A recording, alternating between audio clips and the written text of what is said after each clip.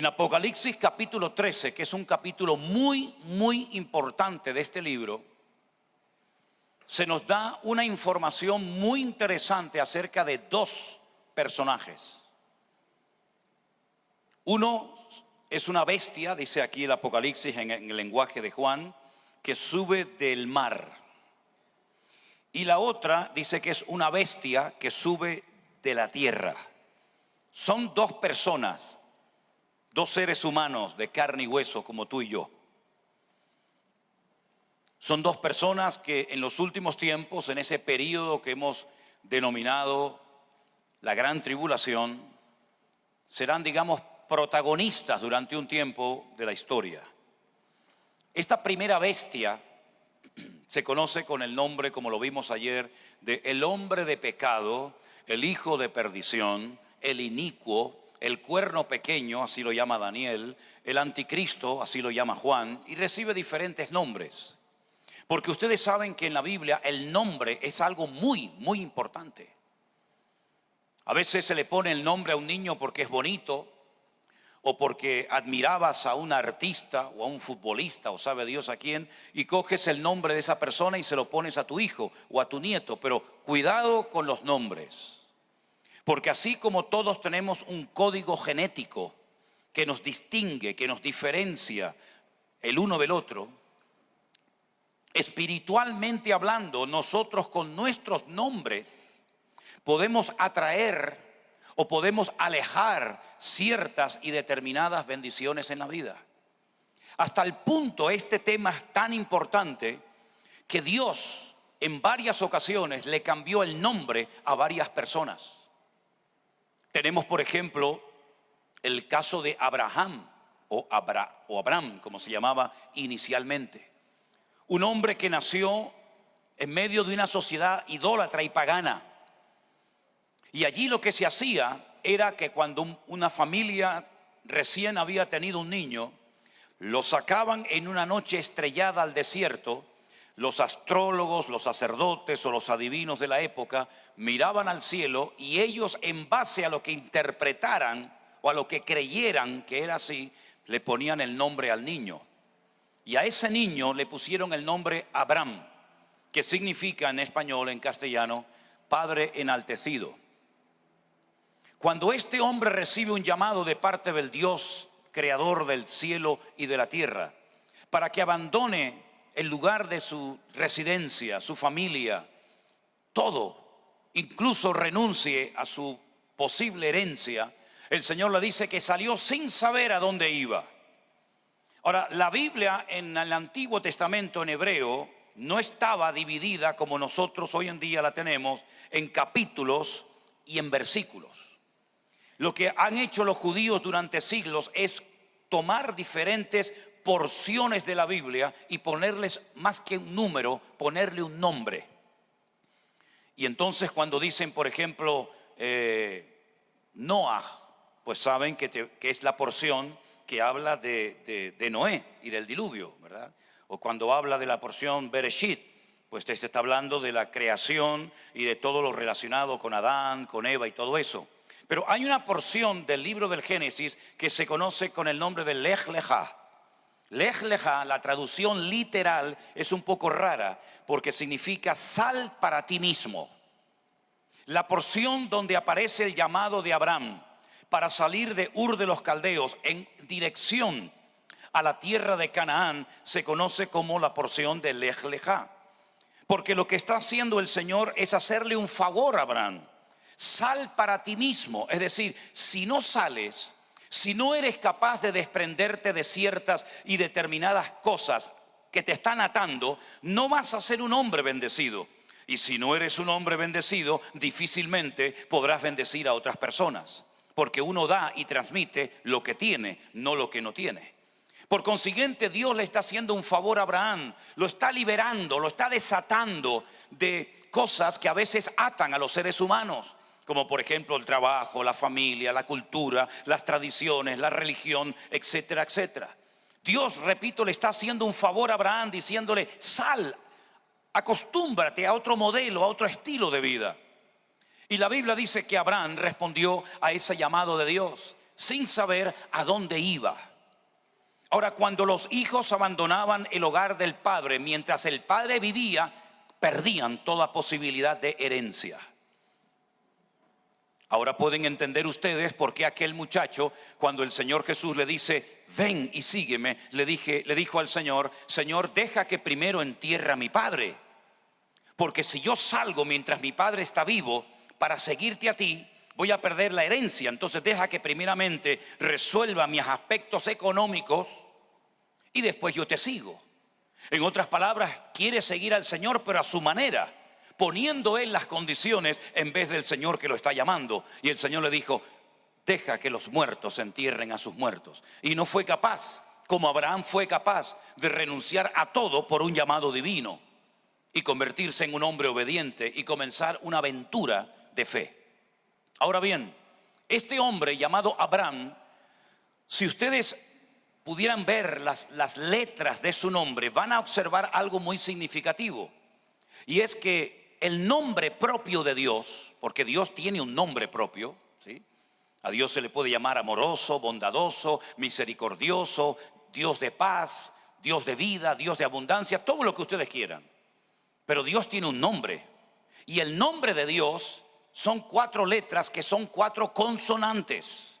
Y es imposible para nosotros, por el idioma en el que nos movemos, mencionar una palabra que tiene 4 consonantes, porque nosotros necesitamos la unión de consonantes y vocales para poder producir sílabas, y las sílabas palabras, y las palabras pensamientos, y los pensamientos, etcétera, etcétera. Pero el nombre de Dios es un nombre impronunciable porque no tiene vocales. Las letras del nombre de Dios son Yod, Hei, Vav, Hei. Entonces, cuando los traductores de las Sagradas Escrituras se encontraban con este nombre, se encontraban con un pequeño dilema. Por ejemplo, el sacerdote católico español llamado Casidoro de Reina, cuando él decide en Europa traducir los textos originales de la Biblia al castellano antiguo, que ya no se habla hoy en día, cuando él llegó a ese nombre, él tuvo que hacerse la siguiente pregunta: ¿cómo traduzco el nombre de Dios? Ahora, hubieron unas personas a lo largo de la historia, siglos después de Cristo, que se conocen con el nombre de los masoretas. Los masoretas fueron personas que le pusieron vocales al texto bíblico. Y esas vocales no son letras, sino son puntos, 3 puntos en diagonal, 3 puntos en horizontal, una raya, etcétera, etcétera. Todos esos símbolos de puntuación forman vocales. Hay varias A's, varias E, varias O, varias U, distinto, ¿no? Hay unas que son más largas, hay unas que son más cortas. Y cuando ellos llegaron al nombre propio de Dios, el Yod, Hei, Vav, Hei, le pusieron letras, pero de una forma incorrecta, para que no supiera la gente o para que no fueran capaces de pronunciar correctamente el nombre de Dios. Porque como los judíos tienen prohibido hasta el día de hoy pronunciar el nombre de Dios, cuando ellos llegan a ese nombre que lo saben pronunciar perfectamente, ellos dicen Hashem. Hashem significa el nombre. Ha es el artículo, Shem es nombre, el nombre. Entonces ellos no dicen Jehová es mi pastor, sino ellos dicen el nombre es mi pastor, ¿verdad? Que el nombre te bendiga, etcétera, etcétera. Entonces pusieron letras equivocadas y hay momentos en los que ese nombre propio de Dios se lee como Jehová y otros momentos se lee como Yahvé. Por eso hay muchas Biblias, versiones Nácar Colunga, donde aparece el nombre Yahvé, que son habitualmente las Biblias que se utilizan, digamos, dentro de un contexto católico. Generalmente las Biblias que utilizan los evangélicos o los grupos protestantes suele decir generalmente Jehová. Y otras Biblias simplemente lo que dice es el Señor. En Italia, cuando yo iba las primeras veces a predicar, me preguntaban ¿qué es eso de Yahvé? ¿Qué es eso de Jehová? Porque no lo entendían, porque ellos en sus Biblias no dicen ni Jehová ni Yahvé, sino dicen el eterno es mi pastor, el eterno estará conmigo, ¿verdad? Ahora bien, el nombre de Dios aglutina, tiene en sí mismo los tiempos verbales del verbo liyot, que es el verbo ser. En hebreo no existe tiempo presente del verbo ser. En nuestro idioma sí. Yo fui, yo soy, yo seré. ¿Sí? En hebreo yo puedo decir yo fui o yo seré, pero no existe el yo soy. Por consiguiente, cuando una persona habla sin el verbo, te está hablando en presente. ¿Por qué no existe el verbo ser en primera persona o en presente? Porque el presente es continuamente cambiante. Si yo digo, hola hermanos, lo acabo de decir ahora mismo, pero eso forma parte del pasado. Si yo digo, Dios les bendiga, lo acabo de decir ahora mismo, pero ya han pasado unos segundos desde que lo dije hasta ahora. Por lo tanto, ya pasó. Como en Dios no hay sombra de variación y Él es un presente continuo y no cambia, es el mismo ayer, hoy y por los siglos, presente, pasado y futuro. Siempre Dios es una línea recta que no varía. Si Él dijera yo soy, automáticamente al salir esa palabra por su boca, ya no eres, sino ya fuiste. Por eso no existe el tiempo presente del verbo ser. Hay nombres en la Biblia donde aparece alguna o varias letras del nombre propio de Dios en algunas personas. Pero en la vida de Abraham, que es del que estamos hablando, no aparece ninguna letra del nombre de Dios. Por eso su matrimonio no era un matrimonio bendecido. Por eso no podían tener hijos. Por eso no eran productivos, porque Dios no estaba en sus vidas. Lo que Dios hace, le dice a Abraham, a partir de ahora, como yo quiero que seas un hombre de bendición a todas las naciones de la tierra, yo te voy a poner una letra de mi nombre en tu nombre. Y coge Dios la letra Hey y le dice, a partir de ahora no te van a llamar Abraham, sino te van a llamar Abraham. Y automáticamente el valor numérico de su nombre crece y automáticamente se convierte en un hombre productivo y en un ser de bendición, porque ahora tiene a Dios en su vida. ¿Qué es lo que trae riqueza a nuestra vida? Nuestro patrimonio. Te equivocas. Te sientes fuerte y seguro porque tienes dinero, porque tienes una buena cuenta bancaria, porque tienes una cuenta en Estados Unidos, porque manejas dólares, tienes una buena renta. No seas necio. Todo eso lo puedes perder en cuestión de minutos. Pero la bendición de Dios nada ni nadie te la puede quitar en esta vida. Lo que enriquece nuestra vida es la presencia de Dios en nosotros. He conocido gente multimillonaria. Una sola persona tiene más dinero que todos nosotros en esta mañana en este lugar. Pero sin embargo son personas sin paz, personas inseguras, personas infelices. Miren los 5 que murieron ahora como si fueran ratas en el océano. $250,000 pagaron para ir a ver las ruinas del Titanic. Parece que ese barco está maldito. Sigue muriendo la gente cuando navegaba y sigue muriendo la gente cuando ya no navega. Han pasado más de 100 años. Y esos hombres, con todo su dinero, con toda su fortuna, $10 millones se gastó. No sé quién va a pagar la factura para encontrarlos. Resulta de que esas personas con todo su dinero murieron en el fondo del mar, aplastados por la presión de las aguas. Entonces lo que ocurre es que a veces Dios tiene que cambiarle el nombre a ciertas personas en la Biblia para cambiarles la vida por dentro y por fuera. Para Abraham, su esposa era su princesa. Como se dice en hebreo, mi princesa, Sarai. Sarai, Sar, Sará, Sarín, Sarot, princesa, príncipe, princesa, princesas, príncipes. Él llamaba a su mujer mi princesa, Sarai. Y el Señor le dice, no es tu princesa, es Sara. Sara significa princesa. No es tu posesión. El marido no es el dueño de la mujer no es el dueño del marido, los padres no son los dueños de los hijos no son dueños de los padres, no somos dueños de nada. Nuestro dueño, nuestro amo es el Señor.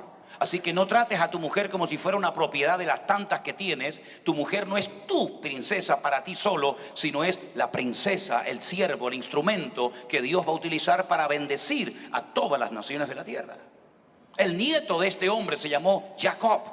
La palabra, el nombre Jacob, la primera letra es como un gancho. Es la letra Yod. Para recordar que cuando él estaba en el vientre de su madre, al querer salir el primero y no poder salir el primero, le agarró por el calcañar a su hermano, así lo enganchó y lo quería meter. Entonces, para que recordara toda su vida que él enganchó con su mano a su hermano gemelo Esaú, sus padres le pusieron Jacob, Jacob. el que quiere suplantar, el que quiere estar siempre en primer lugar, ¿verdad? Pero cuando tiene un encuentro personal con el Señor, Dios le cambia la vida por dentro y por fuera. Y una de las cosas que hace es que le cambia el nombre. Y le dijo: a partir de hoy nunca más te conocerán las personas, ni en tu familia, ni en ninguna parte, como Jacob, sino como Israel. Y ese nombre es un nombre inventado de Dios, y cada letra de ese nombre, cada letra de Israel, es un estudio bíblico que nos llevaría semanas darlo. Son diferentes palabras que se han unido. Ahí tienes todos los patriarcas y todas las matriarcas metidas en esas letras. Las últimas dos letras, Aleph, Lamed, es El, que significa Dios. Las primeras, Yashar, significa recto. Camina recto delante de Dios. Yashar El, Israel, camina recto. Has caminado torcido, pero a partir de ahora que yo he cambiado tu vida, tienes que comenzar recto para la honra y para la gloria del Señor. Hay un antes, hay un después en tu vida. Así le fue cambiando el Señor el nombre a muchas personas. Incluso el mismo Señor Jesucristo le cambió el nombre a algunas personas. Pero lo curioso es que en el Nuevo Testamento Juan nos da una revelación tremenda y nos dice el valor numérico de este primer personaje del que vamos a leer en breves instantes, del famoso anticristo. No nos dice el nombre, pero nos dice el valor numérico de su nombre. Yo expliqué el otro día que el idioma griego y el idioma hebreo es un idioma alfanumérico, es decir, cada letra tiene un valor numérico. Es como si nosotros dijéramos en nuestro idioma, en nuestro alfabeto, la A representa al 1, la B al 2, la C al 3, la D al 4 y así sucesivamente. Entonces podríamos leer la Biblia por lo que dice, o podríamos leer la Biblia por el valor numérico. Hay gente en Israel, conozco gente en Israel, que cuando leen la Biblia no pronuncian la palabra, sino te suman y te dicen 445, 324, 322, y te saben el valor numérico de cada palabra, de cada versículo y de cada capítulo. Son matemáticos geniales, tremendos. Las letras son números, los números son letras. Juan lo que dice es que el valor numérico de este personaje siniestro político que ha de afectar a toda la economía mundial, a todas las naciones de la tierra las afectará de una manera u otra. El valor numérico de este personaje es 666, es decir, 666.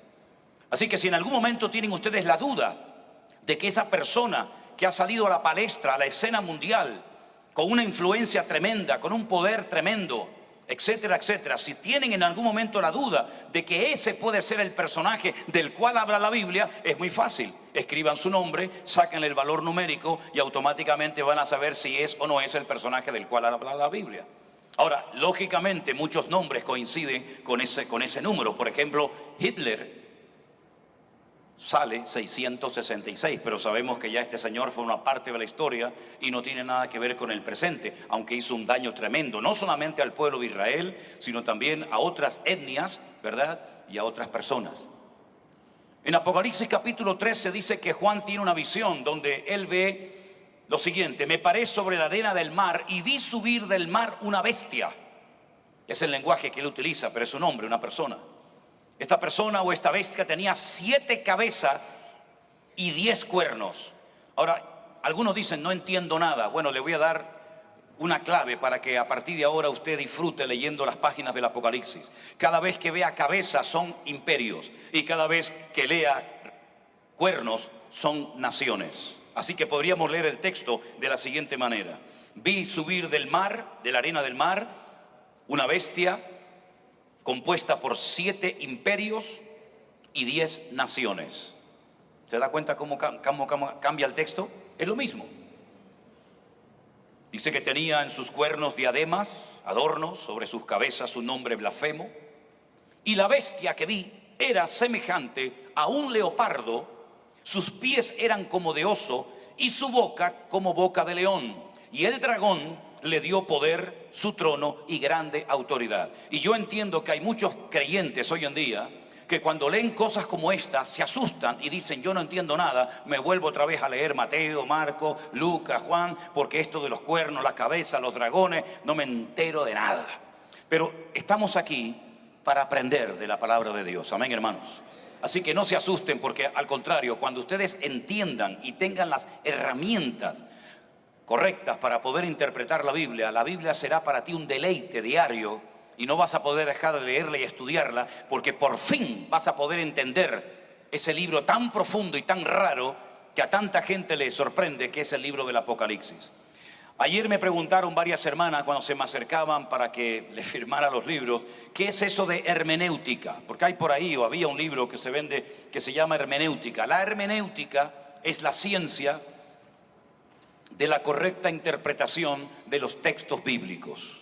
Es decir, usted se encuentra con esto, un animal, una bestia, con 7 cabezas, con 10 cuernos, que dice que es parecido a un leopardo, que sus pies son como de un oso, su boca es como un león. Luego hay un dragón que le da poder, trono y grande autoridad. Y lógicamente, si usted no tiene los elementos, las herramientas de la hermenéutica para poder interpretar correctamente esto, usted no va a disfrutar de la palabra de Dios. Y yo lo que quiero es que ustedes se enamoren, no solamente del Dios de la palabra, sino de la palabra de nuestro Dios.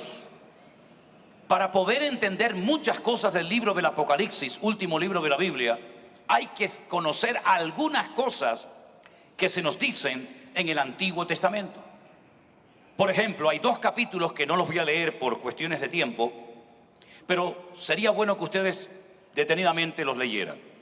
Uno es Daniel capítulo 2 y otro es Daniel capítulo 7.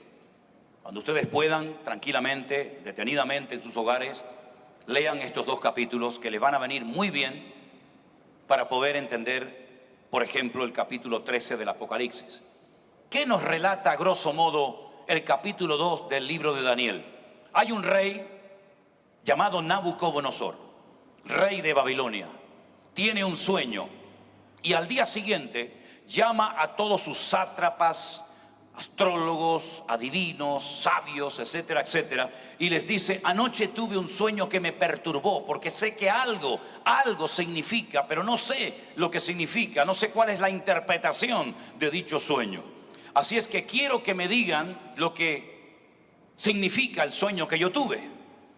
Los que estaban alrededor de él, mira, lo peor, digo entre paréntesis esto, lo peor que puedes hacer en la vida, es una opinión personal, lo peor que puedes hacer en esta vida, si tienes un cargo político, religioso o de la índole que sea, es rodearte única y exclusivamente de lo que nosotros en España, perdonen si la expresión no suena bien aquí, disculpen, son de pelotas. Es decir, de personas que por no perder el cargo y el puesto y el sueldo, te van a decir a todos: sí, sí, sí, señora, sí, sí, sí, señor, sí, sí, sí, aunque sabes que están equivocados, pero te van a decir a todos: sí, sí, Juana, sí, señor, como usted diga. Lo peor que te puede pasar es que te rodees de personas que para que tú te sientas bien, te tienen que decir a todos sí y nunca llevarte la contraria. Eso es lo peor que te puede ocurrir. Yo necesito personas a mi lado que me amen y que me respeten de tal manera que si ven que me estoy equivocando, que se atrevan a decírmelo. Que no me digan: sí, pastor Manuel, sí, sí, pastor, lo que usted diga, sí. No, ¿cómo que sí, pastor Manuel? Yo no soy perfecto. Yo no soy un padre perfecto. Pregúntenselo a mis hijas. Yo no soy un marido perfecto. Pregúntenselo a Elena. Yo no soy un pastor perfecto. Ya ustedes lo saben perfectamente. Cometo mis errores.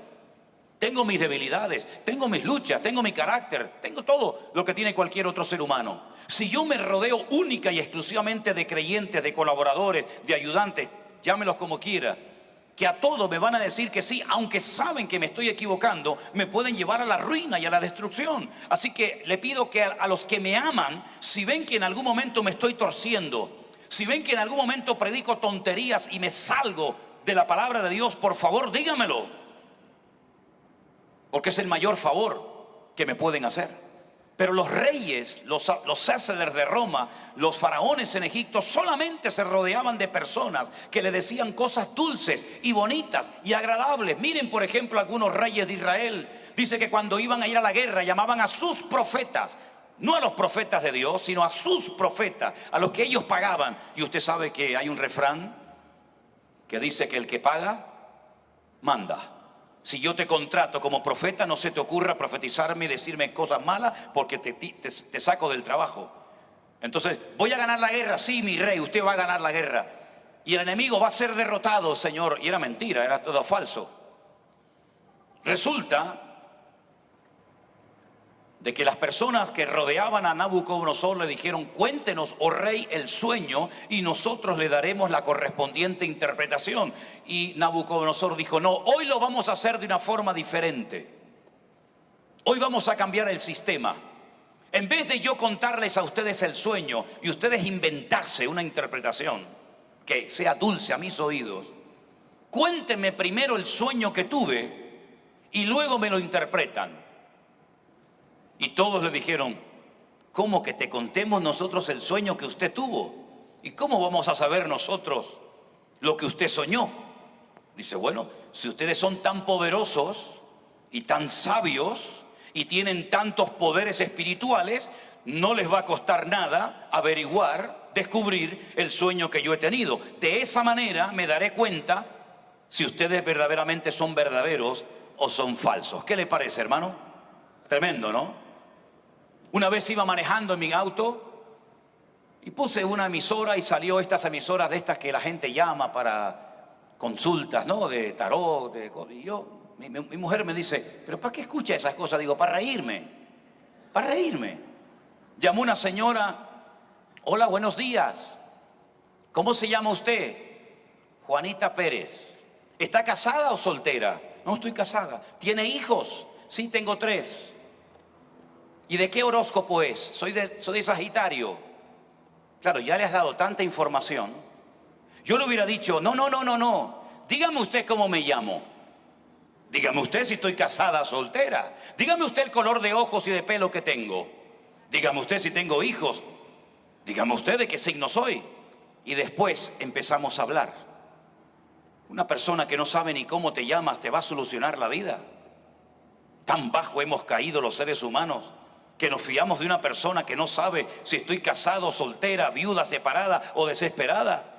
Y usted me viene a mí a arreglar la vida, hágame el favor. Y encima le pagan, encima le dan dinero.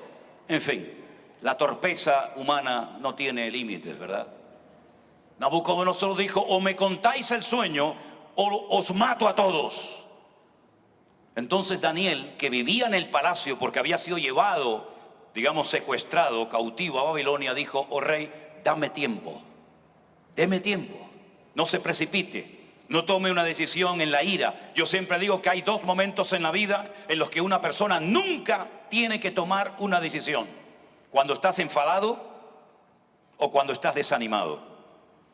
Cuando estás enfadado o desanimado, cualquier decisión que tomes te va a pesar. Cuenta hasta 10, relájate y mañana hablamos. Daniel dijo: deme tiempo y si Dios quiere, mañana yo le contaré el sueño y su correspondiente interpretación. Ok.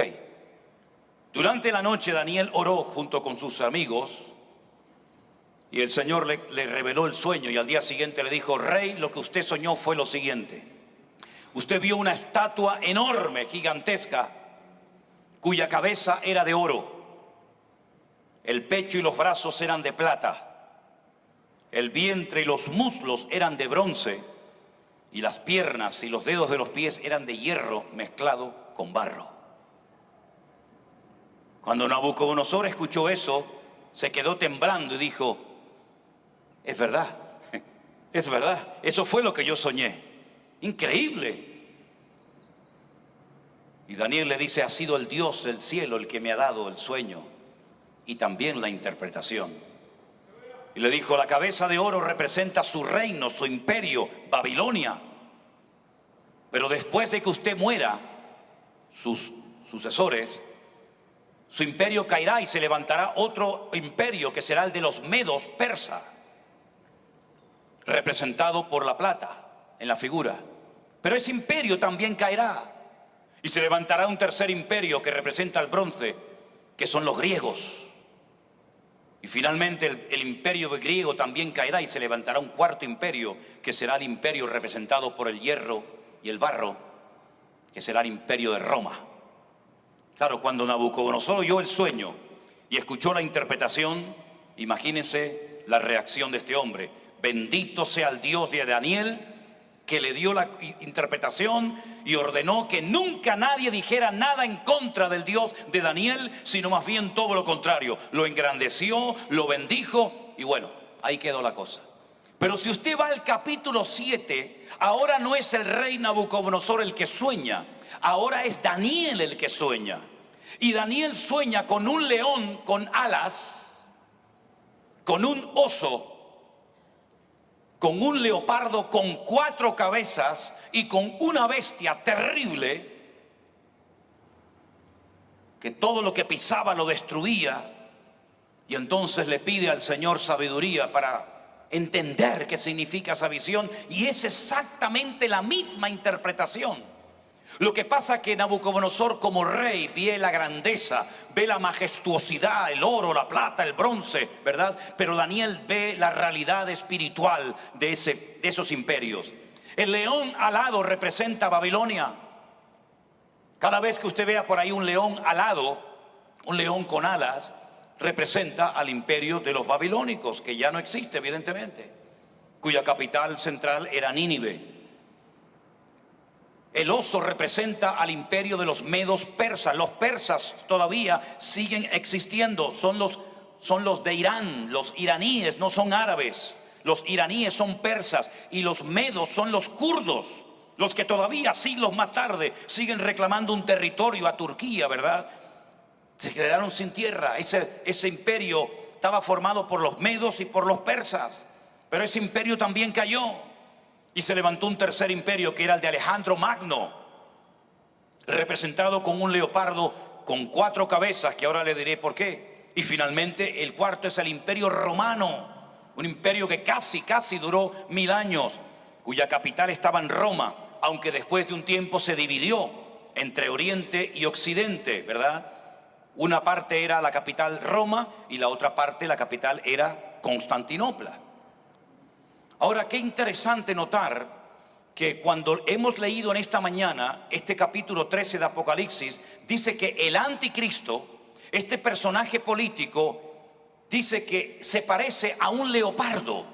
¿Quién era el leopardo o quiénes eran el que representaba al leopardo? Los griegos. ¿Por qué vio Daniel un leopardo con 4 cabezas? Porque Alejandro Magno era homosexual, no tuvo descendencia.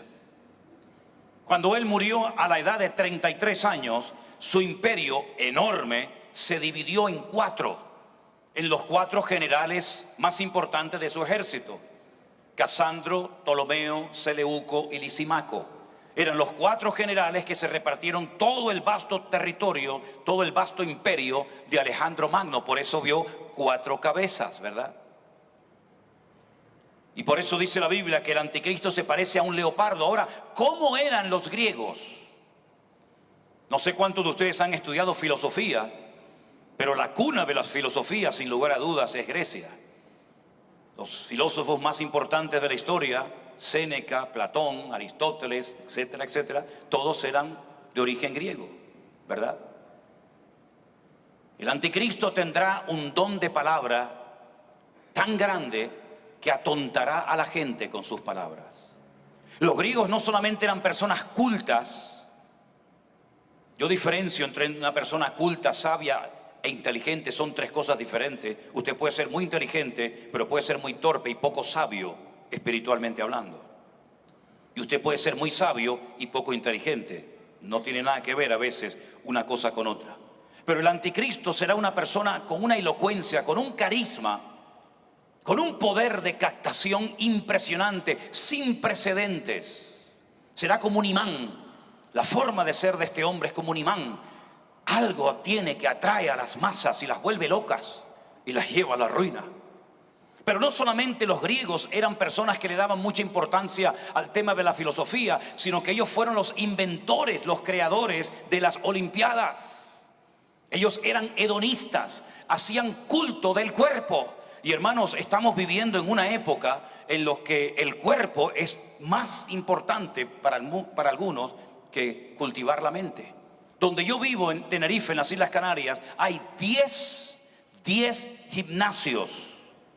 Alrededor de mi casa hay 10 gimnasios. Y usted ve por la mañana a esos muchachos que entran a esos gimnasios, que yo no sé de dónde sacan esa musculatura, todo el santo día comen porquerías, comen polvitos para no sé qué, se inyectan no sé cuánto todo el día con las pesas para arriba. Es el culto al cuerpo.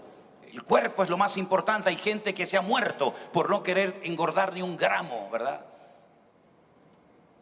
Hay personas que son esclavas de su cuerpo.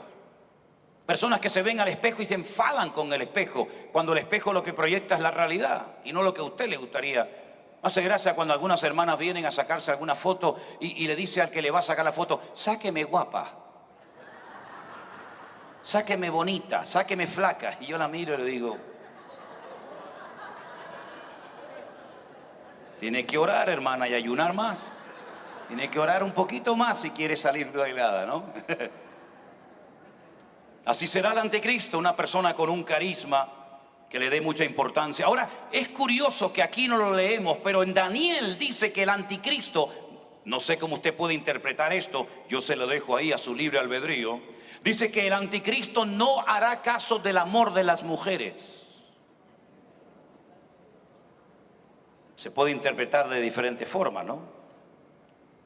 Pero dice que a las mujeres no les prestará ninguna atención. Es un dato muy significativo del anticristo. El libro de Daniel también dice que no honrará ni adorará al Dios de sus padres, sino que adorará a un Dios que lo llama en la versión en español el Dios de las fortalezas. Esa parte del texto está escrita en idioma arameo y en arameo dice Alá Maozín. ¿Qué le parece? Hoy en día hay naciones que no tienen prácticamente nada, salvo arena y debajo de la arena petróleo, que son capaces de poner de rodillas al mundo entero. Y en esas naciones usted sabe a quién se honra y a quién se adora, ¿verdad? Probablemente hará una alianza con el mundo árabe para obtener recursos para la guerra que la va a hacer. Lo dejamos ahí en punto suspensivo, ¿verdad? Los griegos fueron los que inventaron la democracia. Todo eso viene de la cultura griega y el anticristo es una mezcla de todos esos imperios, de todas esas características de los imperios que recién les acabo de mencionar.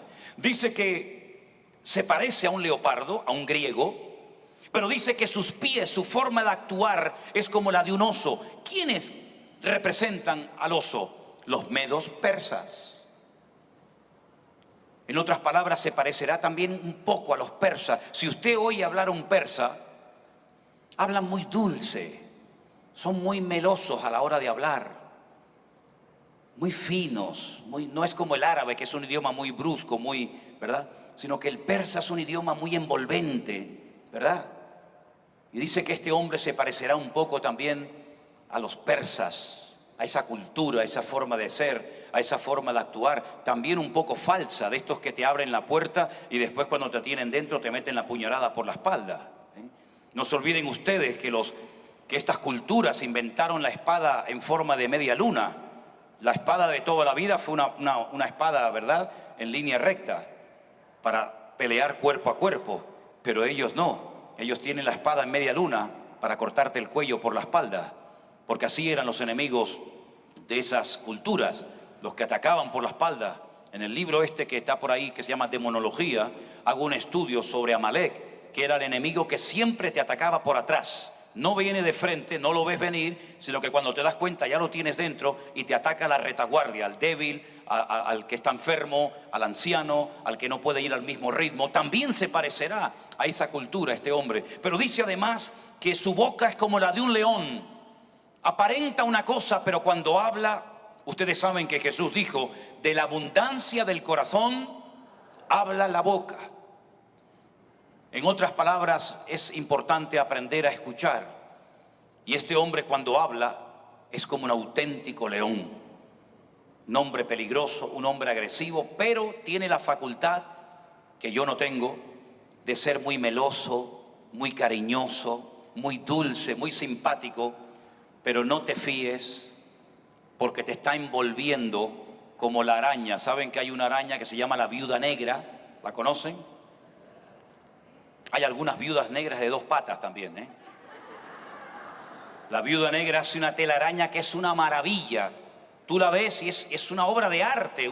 Parece mentira que un bichito tan pequeño haga algo que es una joya, es una maravilla. Entonces los machos, los tontorrones de los machos, van atraídos por el olor que desprende la señora, la araña, perdón, y la telaraña. Entonces el macho va y entonces cuando entra porque ella hace una danza, ella se pone a bailar, entonces claro, el macho se le cae la baba y va allí. Entonces la hembra, cuando llega el macho, le mete un picotazo, le hace ¡pam!, le mete un picotazo, lo traspasa y hace, lo absorbe, se lo come y coge el caparazón y hace así, ¡pam!, y lo tira como un trofeo de guerra. Espero que no haya ninguna viuda negra aquí en esta mañana. Así será el anticristo, muy meloso, muy carismático. Incluso dice la Biblia que hará milagros, señales y prodigios. Mentiroso, porque no se olviden que el texto dice que el dragón, que es el diablo, que es Satanás, le va a dar poder, un trono y grande autoridad. Y uno dice, pero esto suena como a ciencia ficción, porque como ustedes recordarán, yo dije el otro día que el anticristo no se levantará de Centroamérica, así que estén tranquilos, hermanos. El anticristo no se levantará de Norteamérica, ni tampoco de Sudamérica. El anticristo, según la Biblia, se levantará de lo que ocupaba antiguamente el vasto territorio del Imperio Romano, que era toda Europa, por supuesto incluido España, donde estaba Finis Terre, el fin de la tierra, toda Europa, ¿verdad? Todo el Medio Oriente y todo el norte de África, los países de África, Libia, incluido Marruecos, etcétera, etcétera. De ahí se levantará del antiguo territorio romano, de ahí se levantará el anticristo, ¿verdad? Y es curioso porque las 2 guerras más terribles y destructivas de la historia de la humanidad, ¿dónde se llevaron a cabo? En Latinoamérica, en Norteamérica, en África, en Europa. Primera Guerra Mundial, millones de muertos, un continente arrasado, pero es que la segunda fue peor que la primera. Se calcula que murieron entre 63 y 70 millones de personas durante los años que duró la Segunda Guerra Mundial en Europa. De ahí que muchos españoles, franceses, alemanes, italianos, etcétera, vinieron a Argentina, vinieron a países de Latinoamérica, como por ejemplo Venezuela. Mis padres vinieron a Venezuela, mis bisabuelos vinieron en barco de vela a Cuba, ¿verdad? Porque el continente europeo estaba totalmente arrasado. ¿A dónde voy? A Italia está destruida, Alemania peor. ¿A dónde vamos? No había comida, no había trabajo, no había nada. Era ruina, era miseria, era pobreza, era hambre, era desolación. Familias enteras destruidas, 6 millones de judíos exterminados, en fin, un desastre. Ese continente que quedó destruido 2 veces, hoy en día es uno de los lugares más prósperos del mundo. Tenemos una misma moneda, fíjense qué milagro, ¿verdad? Ayer fui a tomarme algo a un sitio y cuando me dieron el cambio, me dieron soles, moneda de Perú. No sé si fue queriendo o sin querer, pero así era Europa hace años. En España la peseta, en Italia la lira, en Francia el franco. Y cada uno tenía su moneda. Eso ya no existe en Europa. Todos tenemos la misma moneda. Ya no hay fronteras. Usted no tiene que ir a un control de policía, a un control de frontera, presentar el pasaporte, que si me dan la visa, que si no me dan la visa, que si puedo entrar, que si no puedo entrar. No hay fronteras en Europa. Usted coge el carro en Portugal y se va por toda Europa y nadie le va a parar. No hay fronteras. No hay fronteras para los camiones, para los carros, nada. Es como todo un continente. Tenemos una bandera azul con todas las estrellitas de los países de la Comunidad Económica Europea. Una moneda, tenemos un ejército, tenemos un parlamento que tiene la sede en Bélgica, en Bruselas, y de ahí salen las leyes para todos los países de Europa. No pueden hacer los países de Europa lo que les da la gana, tienen que ser aprobados todos en el Parlamento Europeo. Así que tenemos tantas cosas en común, tenemos un ejército, una policía, una moneda, una bandera y algún día hasta una misma religión, dice la Biblia. Porque el segundo personaje del cual no he hablado hasta ahora aparece a partir del versículo 11 y ese personaje es lo que se llama en la Biblia el falso predicador o el falso profeta, si lo prefieren. Y miren qué curioso lo que nos dice. Después vi a otra bestia que subía de la tierra, tenía 2 cuernos semejantes a los de un cordero, pero cuando hablaba, hablaba como un dragón. Hermanos, ¿saben qué? Las apariencias engañan. ¿Sabían eso, verdad? Aparenta un cordero. ¿Habrá un animal más tierno y más dulce que un cordero? Mi hija Miriam me dice: papá, ¿y cómo eres tú capaz de comer esos corderitos? ¿No te da pena? Digo: no, hija, no me da ninguna. Lo que me da pena es no comérmelo. Eso es lo que me da pena o tristeza, ¿no? Dice que esta bestia, este segundo personaje, es como un cordero. El cordero es el único animal que cuando lo vas a matar te pone el cuello, haz así. Sí. Vaya usted a matar un cerdo. En España, cuando llega el tiempo de la matanza en esos pueblos por ahí perdidos y tienen que ir al corral, a la cucha o como lo llamen, y el cerdo, yo creo que lo sabe, el cerdo se huele que lo van a matar. Intente sacar al cerdo de la cuadra para ponerlo encima de una mesa y clavarle un cuchillo y matarlo. Hermano, tienen que ir 20 personas detrás del bicho ese. Grita como un loco, se oye en todo el pueblo el grito del pueblo. No quiere morir. El cordero, por eso dice la Biblia en Isaías capítulo 53, que el Señor Jesucristo fue llevado al matadero como un cordero que no abrió su boca. Como cordero fue llevado al matadero y no abrió su boca delante de sus trasquiladores, ¿verdad? El cordero hace así, pone el cuello, lo degollas y rácata, te lo comes, que está riquísimo. Perdonen, yo no soy vegetariano, soy carnívoro, ¿eh? Perdonen, los vegetarianos o los veganos, no saben ustedes lo que se pierden. Ahora, déjenme que les diga algo. Parece un cordero, pero cuando abre la boca es un dragón. Ejerce toda la autoridad delante de la primera bestia, en presencia de ella, y hace que la tierra y los moradores de la tierra adoren a la primera bestia, cuya herida mortal fue sanada. Parece que recibirá una especie de atentado del cual saldrá vivo. También hace grandes señales, de manera que hace descender fuego del cielo a la tierra delante de los hombres. Engaña a los moradores de la tierra con las señales que se le ha permitido hacer en presencia de la bestia, mandando a los moradores de la tierra que le hagan imagen a la bestia que tiene la herida de la espada y vivió. Se le permitió infundir aliento a la imagen de la bestia para que la imagen hablase e hiciese matar a todo el que no la adorase, y hacía que a todos, pequeños, grandes, ricos, pobres, libres y esclavos, se les pusiese una marca en la mano derecha o en la frente, y que ninguno pudiese comprar ni vender, sino el que tuviese la marca o el nombre de la bestia o el número de su nombre. Aquí hay sabiduría. El que tiene entendimiento cuente el número de la bestia, pues es número de hombre y su número es 666. En este capítulo no se nos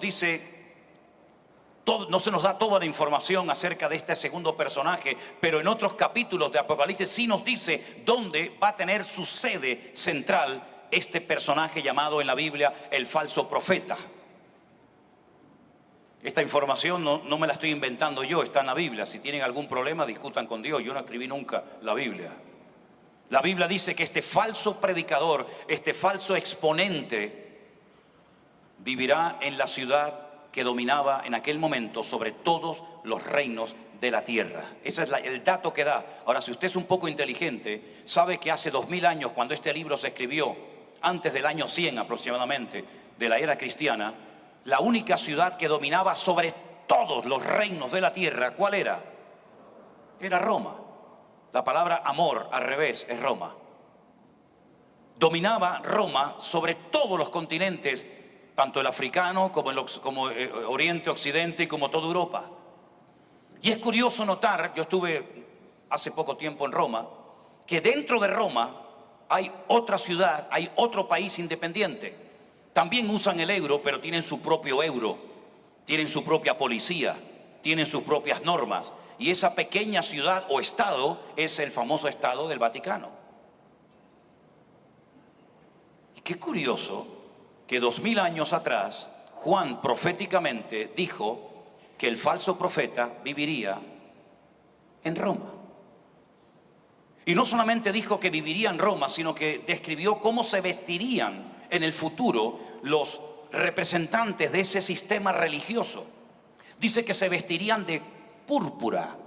Los cardenales se visten de color púrpura, saben ustedes. Los musulmanes no usan el color púrpura, ni los protestantes, ni los mormones, ni los testigos de Jehová, ni los hindúes. La púrpura es el color que caracteriza a las élites, a la casta más elevada de la Iglesia Católica, que son los cardenales, que son como una especie de ministros de un estado religioso.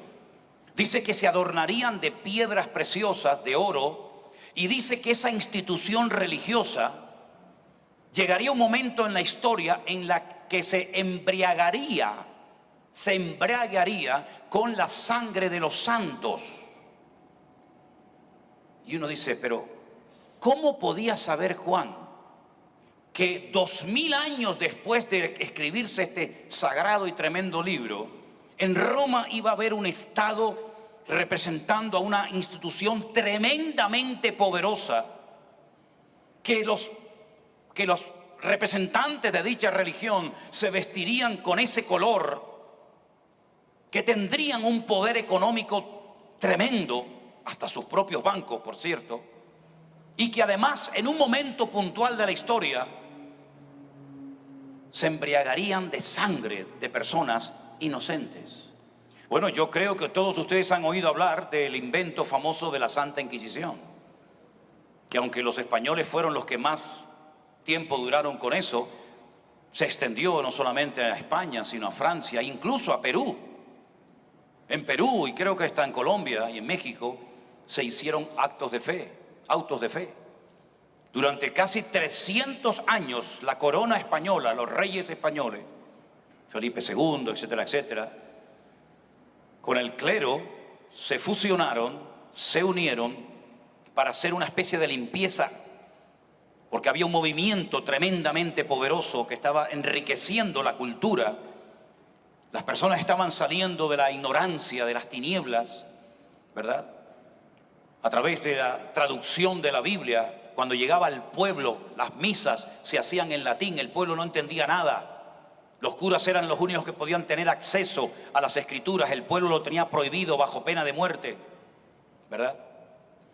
Y cuando Martín Lutero, otro cura alemán, comenzó a traducir la Biblia al idioma vernáculo del pueblo, la gente comenzó a darse cuenta de que habían sido engañados, manipulados, etcétera, etcétera. Y se produjo un despertamiento tremendo en Europa. Entonces un cura español, junto con otros, también decidió traducir la Biblia, que es esta que tenemos nosotros hoy en día. Salieron de la ciudad de Sevilla y los que se quedaron, todos murieron en la hoguera.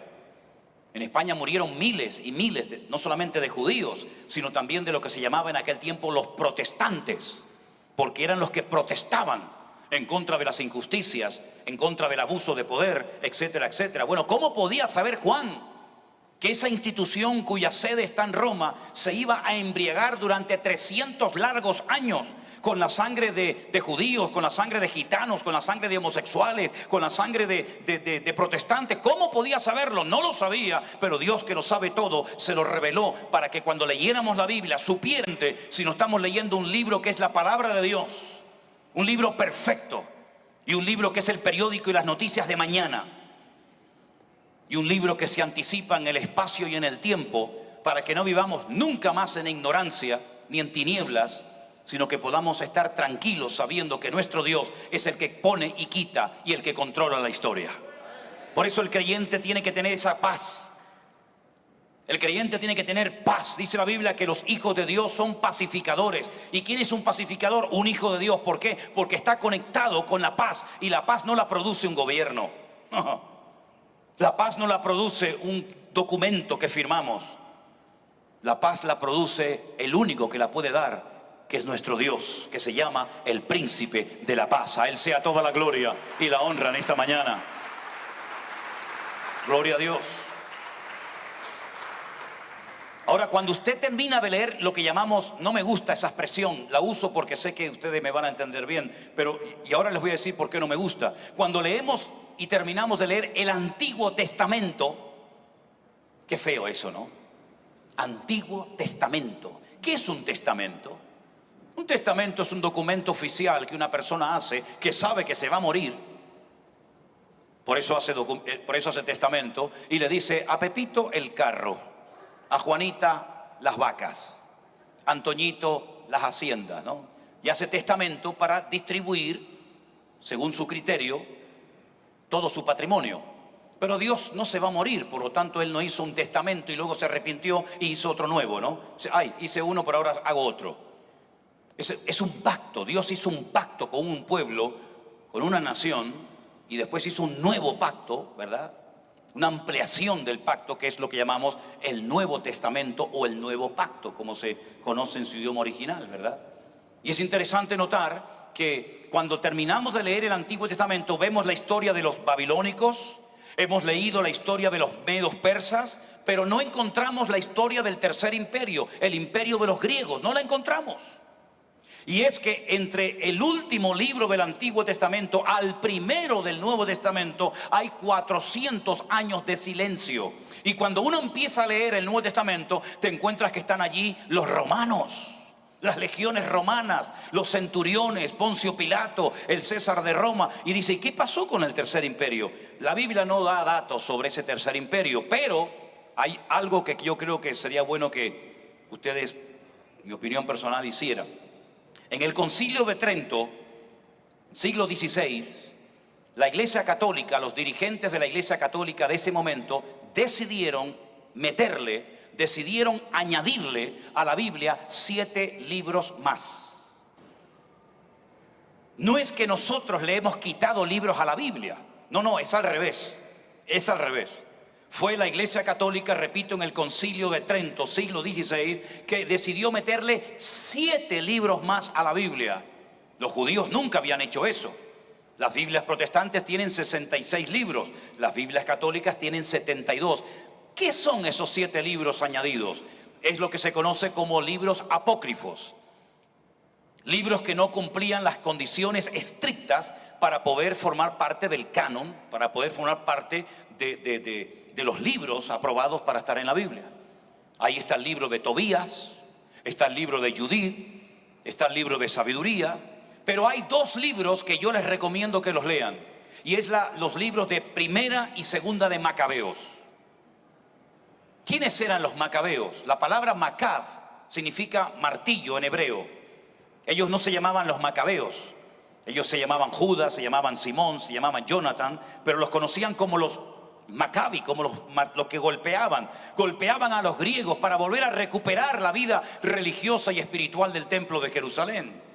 Ahí se cuenta esa historia que queda en silencio en la Biblia, y ahí se habla de un tal Antíoco Epifanes. Qué nombre tan raro, ¿verdad? Antíoco Epifanes fue el que heredó la parte que le correspondía del imperio griego, que cubría Palestina, lo que se llamaba Palestina, Siria y todo eso. Y este fue el hombre que un día puso un ídolo pagano en el templo de Jerusalén y cogió un cerdo, un animal inmundo, derrama su sangre y la pone sobre el altar en la casa de Dios y profana el lugar santísimo del templo.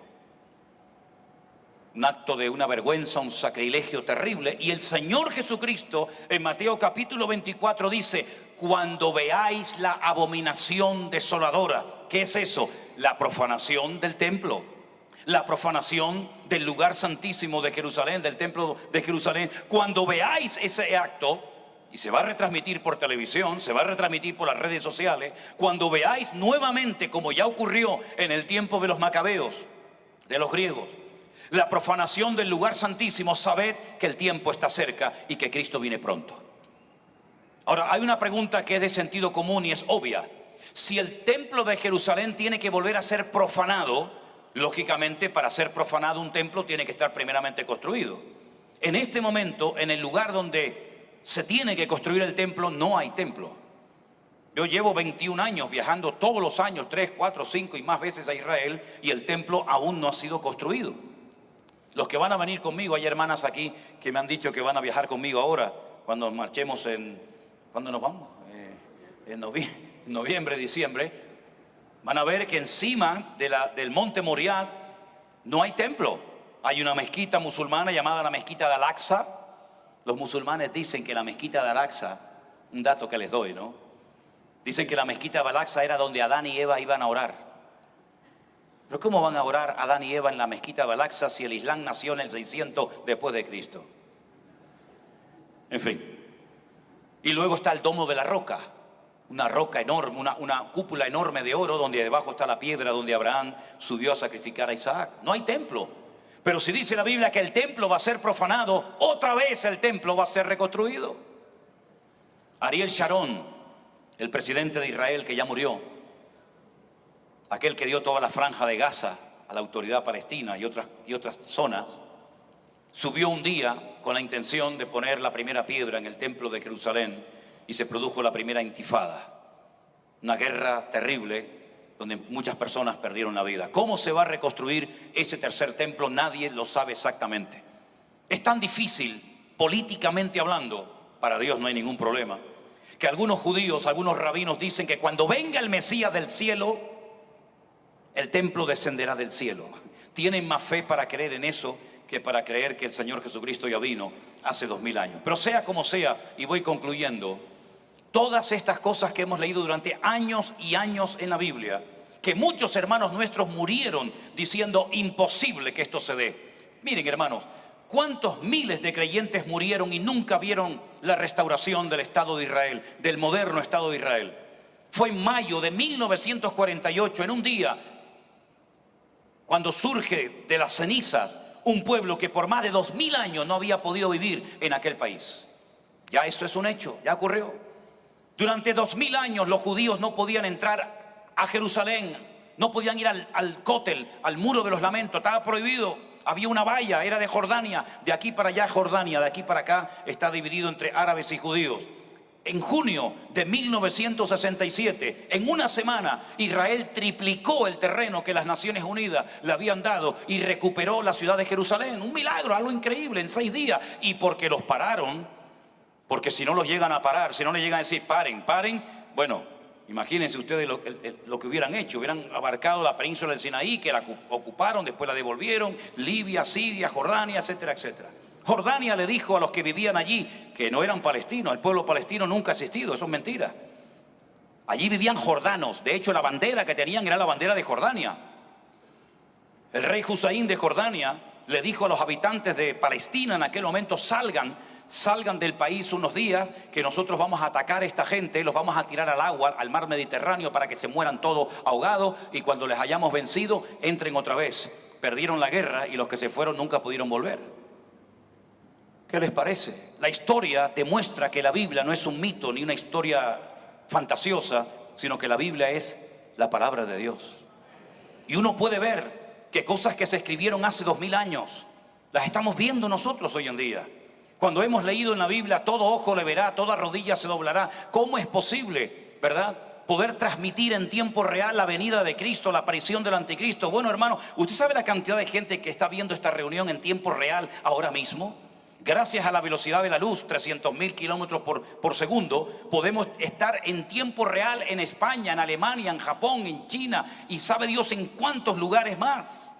Y todo eso es una evidencia de que los tiempos se acortan y que podemos utilizar las redes sociales y la comunicación y la tecnología para llevar luz y enseñanza. No es mi intención convencer a nadie de nada. No he venido aquí para convencerle a usted de nada, ni que Dios existe, ni que la Biblia es la palabra de Dios. Yo no tengo esa intención, créame, pero sí quiero que por lo menos piense y reflexione que es imposible humanamente hablando que lo que la Biblia profetizó en contra de toda probabilidad de cumplimiento lo hayamos visto cumplido, y eso es una evidencia de mucho peso para llegar a la conclusión de que algo tiene que tener este libro. Y algo tiene que tener este Dios que se anticipa en el tiempo diciéndonos lo que va a ocurrir. El Señor Jesucristo dice, ¿qué es lo que será? Dios dice en su palabra, ¿qué es lo que sucederá en el futuro? Y el mismo texto bíblico responde diciendo, lo mismo que fue. Para conocer lo que va a pasar en el futuro, hay que conocer las actuaciones y las formas como Dios operó en el Antiguo Testamento, en la historia. Porque conociendo al Dios de la historia, podremos saber lo que Dios está a punto de hacer delante de todos y cada uno de nosotros. Hoy en día hay cosas que para muchos eran un auténtico milagro. Termino diciendo esto. Cuando yo fui la primera vez a Israel, yo me encontraba en medio del mar de Genesaret. Israel es uno de los pocos, creo, países del mundo que tiene 4 mares. 2 externos, mar Mediterráneo, mar Rojo al sur, y 2 internos, mar de Genesaret al norte, mar Salado, Yam Jamelach al sur, mar Muerto. Yo me encontraba navegando en el mar de Galilea, y mientras navegaba, una persona de allí me dijo: mi padre vino a este lugar y navegó en este mismo barco donde tú estás ahora mismo navegando. Y él dijo: esto es un sueño que seguramente durará muy poco tiempo.